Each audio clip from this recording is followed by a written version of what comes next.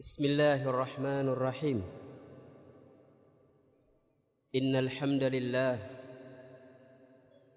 نحمده ونستعينه ونستغفره ونعوذ بالله من شرور أنفسنا وسيئات أعمالنا. من يهده الله فلا مضل له ومن يضلل فلا هادي له. أشهد أن لا إله إلا الله وحده لا شريك له وأشهد أن محمدًا عبده ورسوله. يا أيها الذين آمنوا اتقوا الله حق تقاته ولا تموتن إلا وأنتم مسلمون. يا أيها الناس اتقوا ربكم الذي خلقكم من نفس واحدة وخلق منها زوجها وبث منهما رجالا كثيرا ونساء. واتقوا الله الذي تساءلون به والأرحام إن الله كان عليكم رقيبا. يا أيها الذين آمنوا اتقوا الله وقولوا قولا سديدا يصلح لكم أعمالكم ويغفر لكم ذنوبكم ومن يطع الله ورسوله فقد فاز فوزا عظيما.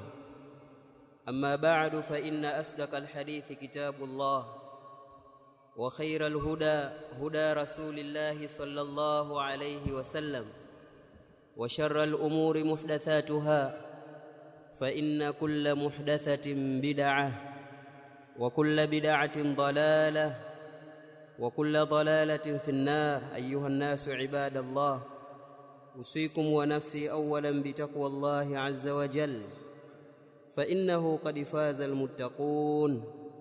بعدكم حميدي الله تبارك وتعالى nakumtakia ziada ya swala na salamu mtume wetu Muhammad sallallahu alayhi wasallam, na wahusia kabisa juu ya kumcha Allah بفعل ما أمر الله به واجتناب ما نهى عنه وزجر.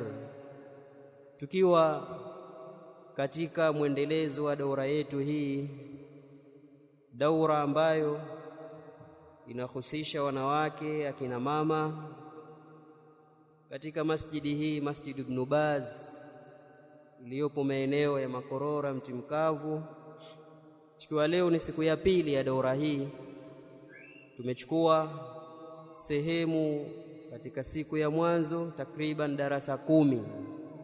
Leo biidhnillahi tabaraka wa taala tutaanza darasa ya 11 hadi takapoishia na kumaliza muda wetu insha Allah. Yaqulu almuallif rahimahullahu taala ad-darusul hadi 10, darasa ya 11. Idha ajrat amaliyatan qasiratan wa kharaja minha ad-damu fahiya nifasun. Idha ajrat ay idha fa'alat, atakapofanya mwanamke amaliyatan qasiratan, operation mdogo. Idha ajrat amaliyatan qasira, mwanamke atakapofanya, kwa maana atakapofanyiwa amaliyatan qasira, operation mdogo, kapata sababu ya kupelekea yeye kufanya operation, akafanyiwa kwa ukapita kwake operation. Wa kharaja minha damu, na ikatoka kwake yeye damu. Fahiya nifasun, basi damu hiyo ni nifasi kwa operation huu wakati wa kujifungua. Sio kila mwanamke anazaa kwa hali ya kawaida, wengine hutokea wakazaa operation. Kwa ikitokea mwanamke amejifungua kwa njia hiyo ya operation, je, damu itakayomtoka pale itahesabika ni nifasi? Ndio anazungumza Sheikh kwa kusema idha ajrat amaliyatan qasira, pinde atakapopitisha mwanamke operation mdogo, kwa maana akafanywa operation kwa ajili ya kujifungua. Wa kharaja minha damu, na ikatoka kwake yeye damu. Fahiya nifasun, basi damu hiyo ni nifasi. kwa maana na yeye ataingia katika wanawake wenye damu ya nifasi, na hukumu za wanawake wenye nifasi zitamhusu yeye pia. Thumma, kisha akasema shekhe, idha asqatatil janina qabla 90 yawma, pindi mwanamke atakapodondosha, atakapoangusha mwana wa matumboni. Idha asqatatil janina, mwanamke atakapompomosha. Kupomosha maana yake kudondosha au kuangusha. Idha asqatatil janina, pindi mwanamke atakapompomosha mwana wa matumboni. Qabla 90 yauma, kabla ya kufikia siku 90, kwa maana haikufika miezi mitatu tayari mwana wa matumboni ametoka, kwa maana kile kichanga ambacho mimba ambayo iko tumboni ikatoka. Fahuwa qita'atu lahmin, basi hicho ni kipande cha nyama tu. Walaysat binifasin, na kipande hicho si nifasi. Chini ya miezi mitatu mwana wa matumboni katoka, ujauzito umeharibika, anaambwa kipande nini damu hiyo itakayotoka? Hicho ni kipande cha nyama, kile kitakachotoka ni kipande cha nyama tu, na wala hakitohesabika kuwa ni nifasi. Haingii katika jumla ya kile kilichotoka kwamba ni nifasi, sababu ni kipande cha nyama kimeharibika, kimevurugika, kimetoka, si nifasi. Kwa nini? li'anna aljanina yatakhallaqu ba'da 90 yawma, kwa sababu mwana wa matumboni anatengenekea, anaundika baada ya siku 90. Yatakhallaqu, anaundika, anatengenekea, anaumbika baada 90 yauma, baada ya siku 90. Anazingatia kwamba huyu sasa ni mtoto, ni kiumbe, baada ya kumaliza miezi mitatu na kukamilika siku 90. Hapo sasa anahesabika huyu ni kiumbe. Ama chini ya 90, basi bado hajaundika, hajawa ni kiumbe moja kwa moja. Kwa ikiwa ataharibika mwana wa matumboni chini ya siku 90 na akatoka mwanamke na mapande ya damu au mapande ya nyama kuashiria kwamba mtoto kaharibika, basi hiyo haisabiki kuwa ni nifasi. Hiyo ilikuwa darasa ya 11, anaelezea ikiwa mjamzito atafanya operation au atapomosha ujauzito wake chini ya miezi mitatu. Ad-darsu thani ashar, darasa ya 12, yajibu ala almar'ati, kuna pasa juu ya mwanamke, an tuhafidhu ala salati fi waqtiha, kuhifadhi swala ndani ya wakati wake. Yajibu ala almar'a, inapasa kwa mwanamke, an tuhafidhu ala salati, kuhifadhi swala, kwa maana kuchunga swala zile za wajibu zile 5 kwa siku. Fi waqtiha, ndani ya wakati wake, asitoe nje ya wakati, swala zote aziswali ndani ya wakati. Kisha shekhe anasema walgharibu, na cha ajabu, walgharibu, na cha ajabu, anna alba'dha, ni kwamba baadhi, tanamu anha, analala kuiwacha hiyo swala. Baadhi ya wanawake utamkuta mwanamke tanamu anha, analala kuiwacha hiyo swala. Alitakiwa aswali lazima tena ndani ya wakati, lakini cha ajabu kuna baadhi ya wanawake utamkuta amelala muda wa swala, hadi swala imetoka muda wake, yeye amelala tu. Waqad tuakhiruha, na huenda akaichelewesha swala hiyo, bila udhrin, pasi na udhuru wowote wa kisheria. Bila udhrin ay bila udhrin shar'i, pasi na udhuru wa kisheria. Yupo tu na pirika zake, aogesha watoto, anapika, anaoga, anajua muda wa swala umeshaenda, na hana uwajibu wa kuoga, ataingia chooni masaa mengi, anaoga tu hali ya kuwa muda wa swala unaondoka, au anafanya mambo mengine ambayo hayana ulazima wala umuhimu, unakuta swala imetoka muda wake bila udhurin shar'iyyin, basi na udhuru wa kisheria. Kuna wanawake wana tabia hiyo. Wa minuhunna, na kuna katika hao wanawake, wa minuhunna, na kuna katika hao wanawake, man tadhhabu lilmunasabat, yule ambaye anakwenda kwenye matukio. Wa minuhunna, na kuna katika hao wanawake, man ambaye tadhhabu lilmunasabat, anakwenda kwenye matukio, kwenye minasaba. Wala tusalli, na haswali illa ba'da dhahabi muntasifil layl, isipokuwa baada ya kuondoka nusu ya usiku. Anaenda kwenye matukio, kwenye minasaba, kwenye harusi, kwenye sherehe, kwenye sijui kitu gani, mialiko ya usiku na jioni. Anakwenda huko, anajisahau kwamba yeye ni Muislamu, anatakiwa kuswali. Haswali.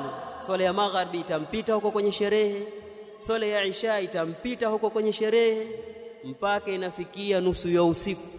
Amerudi nyumbani saa 5, saa 6, haja swali magharib, haja swali isha.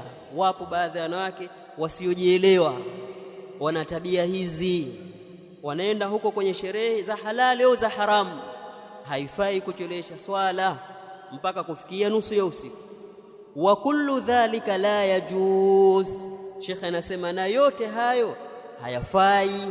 Mtu kulala akaiacha swala ikatoka njia muda, au akaichelewesha pasi na udhuru wa kisheria, au akaenda kwenye matukio na minasaba akawa hakuswali mpaka ikafika nusu ya usiku. Wa kullu dhalika la yajuz, na yote hayo hayafai katika sheria, ni mambo ambayo yamekatazwa kwenye sheria yetu.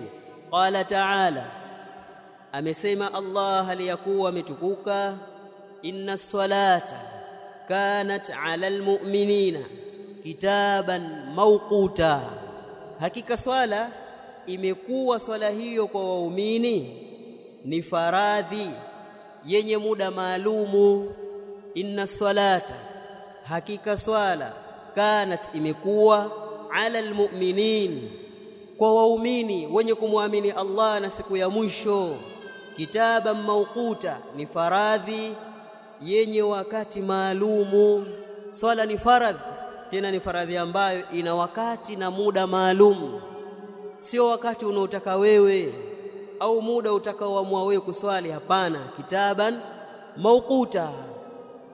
Qala al-Imam Sa'di rahimahullahu ta'ala, al-Imam Sa'di alipokuwa akitafsiri aya hii akasema, ay mafruḍan fi waqtihi, swala ni yenye kufaradhishwa katika wakati wake. Fadalla dhalika ala farudhiyatiha, likajulisha hilo juu ya ufaradhi wa hiyo swala. Swala ni faradhi, wa anna laha waqtan la tasihu illa bihi, na kwamba ina swala hiyo wakati ambao haiwezi kusihi isipokuwa kwa wakati huo. Swala ina wakati wake maalum, ni faradhi juu yetu na imewekewa muda. Ukiiswali nje wakati wake, la tasihu, haisihi. Kwa hiyo hapa wanakumbushwa wanawake juu ya kuhifadhi mambo ya swala, kuhifadhi muda wa swala. Ima moja wewe uko nyumbani au uko safarini au huna shughuli yoyote au upo katika matukio, unatakiwa uiswali swala ndani ya wakati wake, kwa sababu inna salata kanat 'ala almu'minina kitaban mawquta. Wengine kwenye matukio ya haramu, kwenye sherehe za haramu, pamoja na uharamu wa sherehe, lakini vile vile hakuna swala. Na wengine wanaswali tena katika sherehe za halali kabisa, lakini ajitia haya, anasikia aibu kuambia wenzake naenda kuswali. Hiyo ni aibu ya kijinga, haifai kufanya hivyo. Usiuachie muda wa swala ukatoka, swala ikakuacha, nje ya muda wake, ni jambo la haramu, halifai.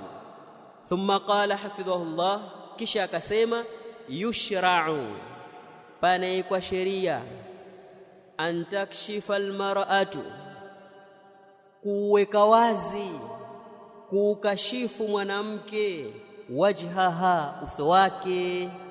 Yushra'u, pana kwa sheria, an takshifa almar'atu wajhaha, kuweka wazi, kukashifu, kufunua mwanamke uso wake, fi salati, akiwa ndani ya swala, bi ijma'il ulama, kwa makubaliano ya wanawachuoni. Mwanamke akiwa ndani ya swala, basi inafaa yeye kukashifu na kuweka wazi uso wake. Hatovaa niqab, hatoweka kizuizi cha kwenye sura yake, atakuwa uso wazi akiwa ndani ya swala, ataswali hali ya kuwa yupo katika hali hiyo, illa isipokuwa idha kanat bihadrati rijalin ajanib, isipokuwa itakapokuwa katika hadhara ya wanaume kando. Illa isipokuwa idha kanat, atakapokuwa mwanamke huyo bihadrati rijalin ajanib, katika hadhara ya wanaume kando, akiwa katika uwepo wa wanaume. Kuna wanaume al-ajanib ambao si maharimu zake, wanaume wakubwa waliobaligh ambao wanafai kumuoa, wapo karibu na yeye, isipokuwa katika hadhara manake uwepo wa wanaume kando. Isipokuwa hapo ataswali na nikabu yake, hata uacha wazi uso wake, kwa sababu kuna wanaume ambao wanafaa kumuoa, tena ni wakubwa shabaligh. Isipokuwa katika hali hiyo, wayajibu alaiha, na kuna wajibika juu yake mwanamke, an tughatti sha'raha, kuzifunika nywele zake, bil ijma', kwa makubaliano ya wanawachuoni. Wayajibu alaiha, na kuna wajibika juu ya mwanamke huyo, an tughatti sha'raha, kuzifunika nywele zake, asiache nywele zikawa wazi. Ameruhusiwa kuifunua sura yake akiswali pasipokuwepo wanaume kando, lakini hakuruhusiwa kuacha nywele zake wazi, bil ijma', kwa makubaliano ya wanawachuoni. Kisha akasema shekhi, wayajuzu laha, na inajuzu kwake yeye huyo mwanamke, wayajuzu laha an tusallia wa hiya kashifatun likaffaiha wa qadamaiha ala alqawli sahih, na inajuzu kwa mwanamke huyo an tusallia, kuswali, wa hiya kashifatun likaffaiha, na hali ya kuwa yeye ni mwenye kuviweka wazi viganja vyake viwili.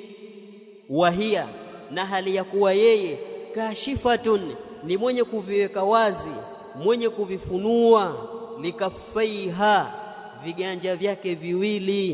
Inajuzu kudhihirisha uso wake, kudhihirisha viganja vyake viwili vya mikono mwanamke anapokuwa kwenye swala. Hilo ni amrun jaizun laha, ni jambo lenye kujuzu kwake yeye. Wa qadamaiha, na nyayo zake mbili pia inajuzu, ala alqawli sahih, tuendapo juu ya kauli sahihi. Ala alqawli sahih, tuendapo juu ya kauli sahihi, kwamba mwanamke itafaa kudhihirisha hata nyayo zake mbili akiwa ndani ya swala, kwa kauli iliyokuwa sahihi. Hapa naika kituo, kuna maneno kwa wanachuoni, kuna khilafu kwa wanachuoni kuhusu mwanamke kufunua nyayo zake mbili. Je, mwanamke kudhihirisha na kuweka wazi nyayo zake mbili, kwa maana miguu yake chini ikawa iko wazi ili nguo yake haikustiri chini, je, inafaa au ni jambo lisilofaa? Wallahu a'lam, na Allah ndiye mjuzi zaidi. Lakini kwa kauli iliyokuwa na nguvu, kwa mujibu wa dalili na kauli za wanawachuoni, ni kwamba mwanamke ni wajibu kusitiri nyayo zake mbili, Hiyo ni kauli katika kauli za ahlul ilm. Kwa maana hapa tumeenda kinyume na mtunzi. Tumesema jambo hili lina khilafu lakini tukatilia nguvu kinyume na kauli ya mtunzi aliyopita nayo. Mtunzi kapita na kauli kwamba kwa kauli sahihi kwake yeye na baadhi ya wanawachuoni ambao amewategemea itafaa mwanamke kuweka wazi nyayo zake mbili. Lakini kuna kauli tofauti na hizo zinaona hapana, wajibu mwanamke kustiri nyayo zake, na hiyo ndo kauli tunayopita nayo. Mwanamke ni wajibu kustiri nyayo zake mbili. Ataweka wazi uso wake, ataweka wazi viganja vyake, lakini sio miguu yake miwili na nyayo zake. Lazima asitiri miguu yake miwili, kama alivyolikata hilo Sheikh Ibn Baz rahimahullahu ta'ala aliposema wasahihu, na kauli iliyo sahihi, anna al-kaffaini la tajibu sitruhuma fi salati, hakika viganja viwili haviwajibiki kuvistiri, kuvihifadhi ikiwa ndani ya swala, walakin sitruhuma afdal, lakini kuvistiri ni bora zaidi. Kuvistiri viganja viwili ni bora, khurujan min khilafi man aujaba sitrahuma, kwa ajili ya kujitoa kwenye khilafu ya wale ambao wamewajibisha kufanyaje? Wamewajibisha kuvistiri hivyo viganja viwili. Si lazima, lakini bora kuvistiri mikono yako ili kutoka kwenye khilafu ya wale waliowajibisha. Wa ammal qadamani, ama nyayo mbili, falwajibu sitruhuma, basi ni wajibu kuzistiri, ni wajibu, sio khiari. Tofauti na alivyopita mtunzi wa hii risala yetu. Kwa mwanamke ndani ya swala ni ruhusa kuacha wazi uso wake, viganja vyake, lakini sio miguu yake na nyayo zake. Ad-darsu ath-thalitha ashara, darasa ya 13. Idha kunti maridatan, pindi utakapokuwa wewe ni mgonjwa. Idha kunti maridatan, pindi utakapokuwa ni mgonjwa wewe mwanamke, fayajibu alayki alwudu, basi kutapasa juu yako udhu. Fa in kana yadhurruki alma'u fatayammami, ikiwa yanakudhuru wewe maji basi utatayammam. Fa in kana yadhurruki alma'u, ikiwa yanakudhuru wewe, yanakuletea madhara maji, huwezi kuchukua udhu kwa maji, fatayammami, basi chukua tayammum, fanya kutayammam kwa kutumia mchanga. Wasifatu tayammumi, na namna na sifa ya kutayammam, antadribi bikaffaiki turaba, ni kuupiga wewe kwa viganja vyako viwili mchanga. Antadribi ni kuupiga, bikaffaiki kwa viganja vyako viwili, at-turab mchanga, utapiga mchanga kwa viganja vyako. Thumma tamsahi wajhaki thumma kaffaiki, kisha utaupangusa uso wako kisha viganja vyako viwili. Yako wazi masala tushasoma hayo Wayajuzu, na inafaa, antanfukhi fi yadayki ba'da almashi, kupuliza kwenye mikono yako ba'da almashi, baada ya kupangusa. Wayajuzu, na inafaa wakati wa kutayammam, antanfukhi fi yadayki, kupuliza wewe, kuvivia katika mikono yako baada almashi, baada ya kupangusa.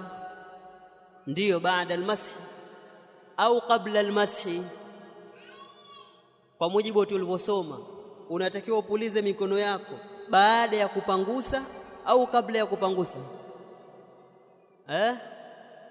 Kabla ya kupangusa, kwa sio baada almashi, ni qabla almashi, kabla ya kupangusa ndio sawa sawa, sio baada.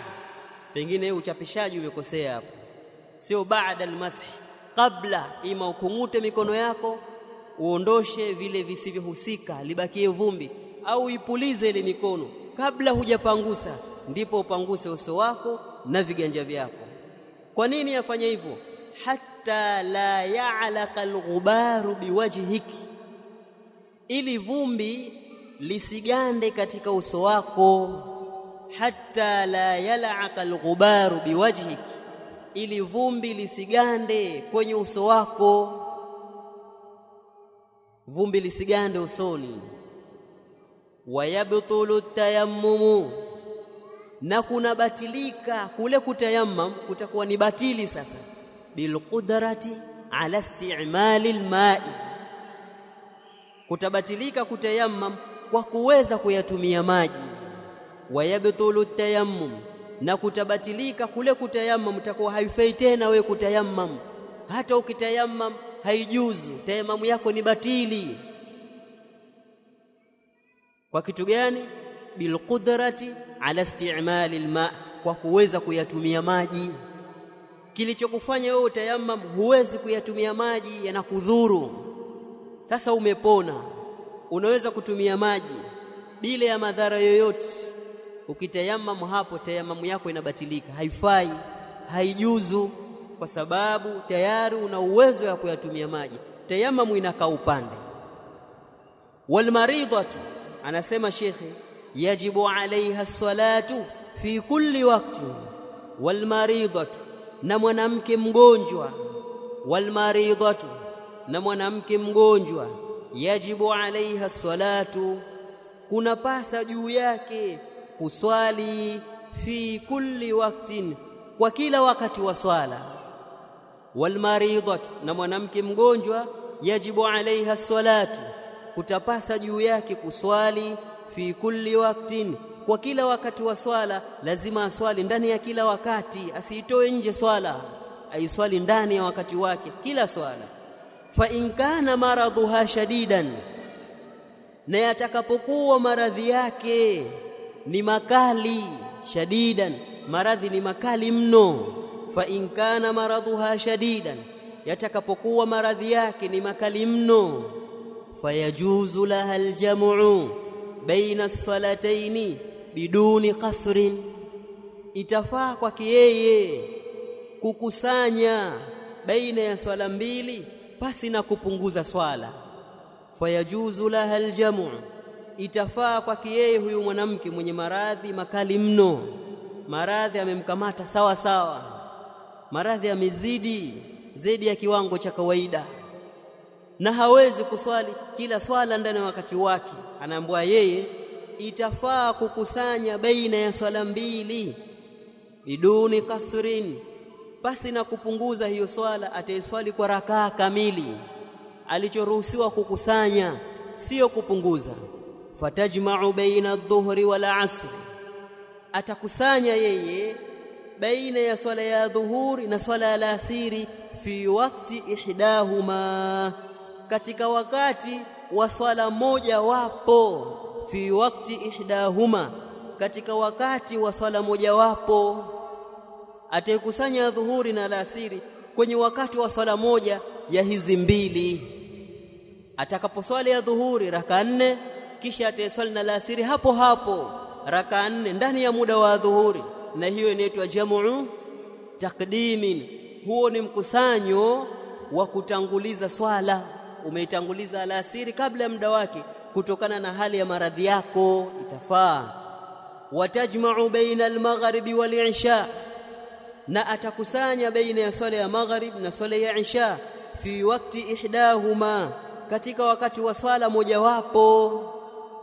Kwa maana ile maghrib atakapoiswali ataiswali na isha, au atasubiria swala ya isha, magharibi imefika muda haja swali, ataiacha kutokana na maradhi yake. Ikiingia wakati wa isha, ataiswali kwanza magharib ambayo muda wake ulishatangulia ukatoka, kisha ataiswali na isha hapo hapo, na hiyo inaitwa jam'u ta'khirin, mkusanyo wa kuchelewesha. Kwa hiyo mwanamke mgonjwa anatakiwa hatua ya mwanzo kila swala aiswali ndani ya muda wake, asiruhusu muda wa swala kutoka hali ya kuwa hajaswali. Hayo ni makosa, na uwezo wa kufanya hivyo anao, anaingia kwenye dhambi. Sasa itakapokuwa hawezi kila swala kuiswali ndani ya muda wake kutokana na maradhi yake na hali yake ya ugonjwa, afanye kitendo fulani kisha apumzike muda mrefu, kama vile magharibi na isha ziko karibu, hawezi kuiswali magharib, baada ya muda mfupi aingie kwenye isha, hawezi kwa maradhi yake, inabidi afanye mara moja tu. Anaambiwa wewe utakusanya swala, unaposwali swala ya magharib swali na isha hapo hapo, kisha utakomaliza. Au ukifika muda wa magharib usiswali, endelea kupumzika, subiria muda wa isha. Ukifika muda wa isha utaiswali magharib na isha ndani ya muda wa isha, kisha endelee kupumzika. Hilo karuhusiwa, lakini haifai vile vile kupunguza rakaa kwa swala yoyote muda wa kuwa amekusanya swala kwa sababu ya ugonjwa, sio safari. Ad-darsu ar-rabi' ashara, darasa ya 14. Fil umrati yajuzu laki an talbasi ma shi'ta min athiyab. Fil umra, katika umra, yajuzu laki, inafaa kwako wewe mwanamke, an talbasi ma shi'ti min athiyab, kuvaa utakayoitaka katika nguo. An talbasi, kuvaa, ma shi'ti, utakayoitaka wewe, min athiyabi, katika nguo. Ukiwa kwenye umra mwanamke, Allah akakufanyia wepesi, umefika Maka kwa ajili ya ibada ya umra, basi inafaa kuvaa nguo yoyote wewe utakaoamua kuvaa, inafaa. Wayajuzu lubsu shurabi, itafaa kuvaa soksi za miguu. Wayajuzu lubsu, weka dhamma kwenye sini, wayajuzu lubsu shurabi, na inafaa kuvaa soksi za miguu. Wayahrumu alaik, na inakuwa ni haramu kwako, an-niqabu, kuvaa nikabu. Ikiwa kwenye umra hiyo ni haramu, haitakiwi. Wayahrumu alaik, na inakuwa ni haramu kwako wewe mwanamke unapofanya umra, an-niqabu, kuvaa nikabu. Hutausitiri uso wako, lakini umeruhusiwa kuvaa soksi za miguu, si uso.